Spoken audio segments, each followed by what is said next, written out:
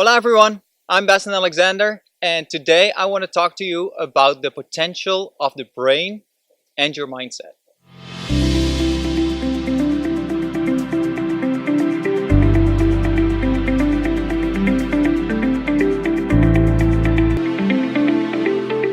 In his book, Brian Tracy explains about this woman who got into a car accident. Before the accident, she was an introvert, she was shy, not really comfortable among people, and she had a low self-esteem. But during the car accident, she experienced a complete amnesia. She didn't recognize her children anymore, her husband, or her parents. She had no references anymore about what happened before the car accident. But what happened is after the car accident, she became this public figure about amnesia. So she wrote a book and she did presentations and became like a public speaker about amnesia. So people started to treat her differently.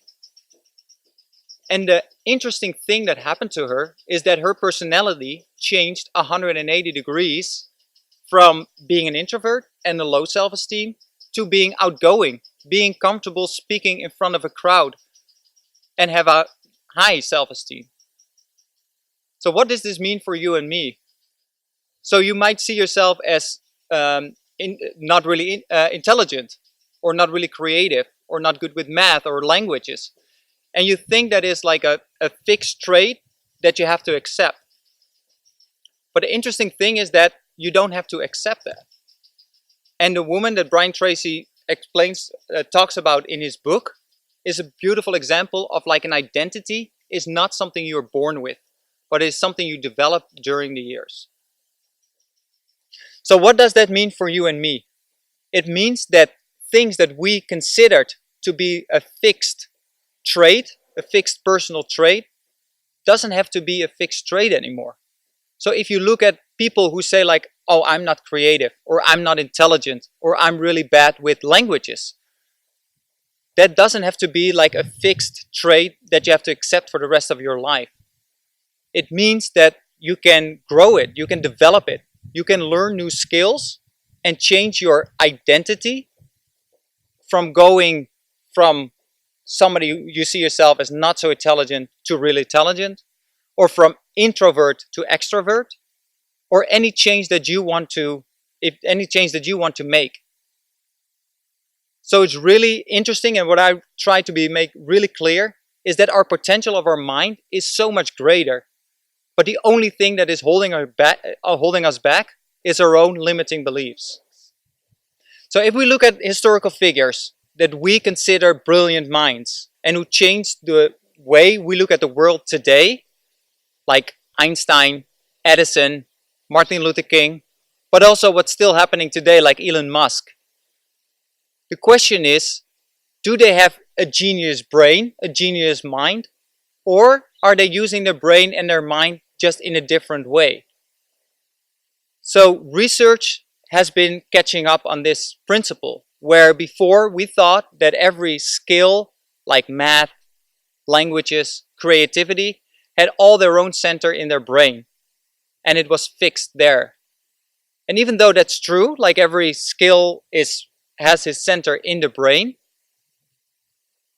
the researchers are finding out the potential of the plasticity of the brain, how much more potential there is than just this fixed center in the brain.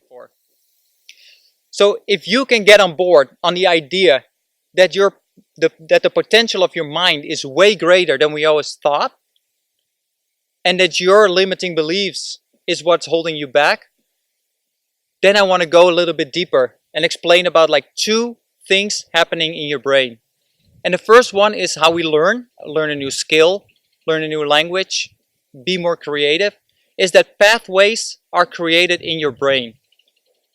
So the way you think, the way you feel, the way you act, the more consistent you do it, a pathway will be formed. So we are thinking since birth, we're thinking a certain way. We have a certain belief. So you can imagine that pathway is pretty deep by now. So it's not really easy to change, but not impossible either. If you make a decision and a commitment today to think different, to believe differently, and you do that on a consistent basis, then you can change that belief and grow your potential on where you want to go. So that's the first one, the pathways in your brain. The second one is the main goal of your brain. The main goal of your brain is to keep you safe and comfortable. So what does that mean? It means that you have in your brain an internal model based on your values, your beliefs, and what you think to be true. You created an internal model of what the world is. And your brain gets all these incentives from the environment, like through your eyes, ears, smell. And what your brain wants to do is confirm to that internal model. So that is why two people seeing the same thing, but they're interpreting in two different ways because of their internal model. So those are two things really important to understand. And then if you're still not on board and you still think what I'm talking about is not true, then I would like you to ask a mom standing next to a car and ask mom to lift up the car. And then she would look at you like, are you crazy? But then there are several stories of when her son was trapped under that same car, she could lift it up easily just to save her son. Or how long is it possible to sit in an ice bath before hypothermia will kick in? Maybe 2-3 minutes? Well, then ask Wim Hof. He's a Dutch guy in Holland, and he set the world record on 30 minutes. Something that would never be possible if he didn't have his mindset and control his body to sit in that ice bath for 30 minutes. Or maybe you experience yourself. You come home after a long day of work and you sit on the couch and you're like, I'm done. I'm so tired. And then a friend calls and you have this inspiring conversation. And all of a sudden, you lifted up, you got all this energy going on. Or maybe it's as simple as hearing a song where it changed your mood and it changed your mindset. And then where's this energy coming from? How come that the mom all of a sudden can lift the car? That Wim Hof can sit in an ice bath for 30 minutes? Or where you go from being tired and done, being able to work all night if you really have to. So now I want to hear from you. Where are you standing on limiting beliefs or things that you thought that were fixed and that you would start thinking of that you might change? What would be one habit? What would be one trait that you have that you really want to change?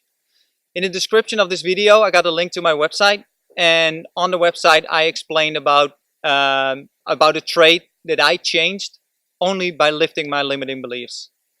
So that was the video for today. I hope you enjoyed it, you find it interesting, and next week I'll be back with a brand new video. Saludos!